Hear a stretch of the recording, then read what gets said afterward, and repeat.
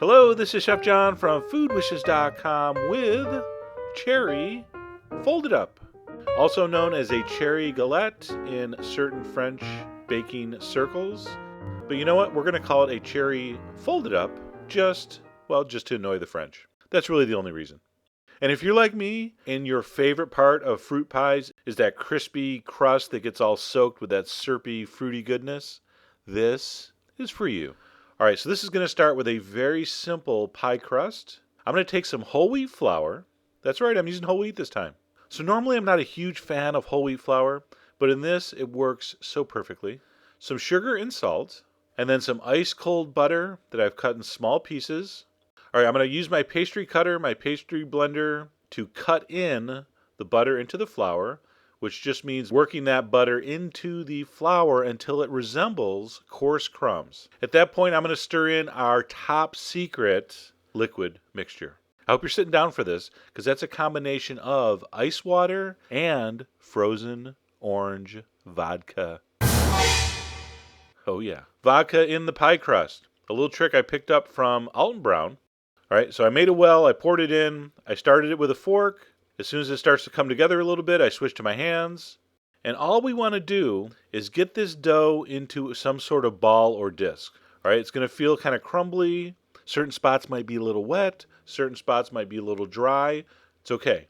All right, we want a nice, crisp, flaky dough. So don't do too much with it at this point. As long as you can get it together into a disc like that, wrap it in plastic, and we're going to chill that for a couple hours in the fridge. All right, while our dough is chilling, let's talk about pie filling. This pie, believe it or not, is going to cost me about $18 to make because I'm using these Luxardo maraschino cherries. So these are Italian cherries, pitted, candied in this amazing cherry syrup. Crazy expensive. That jar, $18. I'm not kidding. So you can use any cherry pie filling for this, but if you have access to the Luxardo, give it a try. Unbelievable. All right, a couple hours later, my pie dough has chilled thoroughly. I'm going to roll it out into a large round, about 1/8 of an inch thick. All right, don't worry too much about what it looks like. The great thing about this technique is no matter what it looks like before you put it in the oven, after it bakes, it looks amazing. So I'm going to slowly roll that out, only using enough flour to keep it from sticking. Once I have it to the right thickness, like I said, about 1/8 of an inch, and that's about 13 inches wide, I'd say. 12 to 14 inches will give you a range. I'm going to trim a little bit of that rough edge just because I want to take a pretty picture. But you don't have to. I'm going to roll that up on my rolling pin. I'm going to unroll it on my baking sheet that has a silicone baking mat.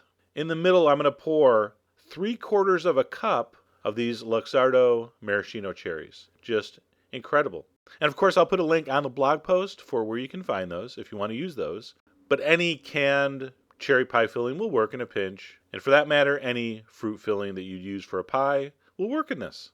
All right, so I'm going to spread the cherries out, but I'm going to leave about 3 or 4 inches all the way around. Then, and here's why it's called a cherry folded up, you're simply going to take the crust and fold it up towards the center like that. And you're going to make 3 or 4 of these big folds, leaving a couple inches in the center open.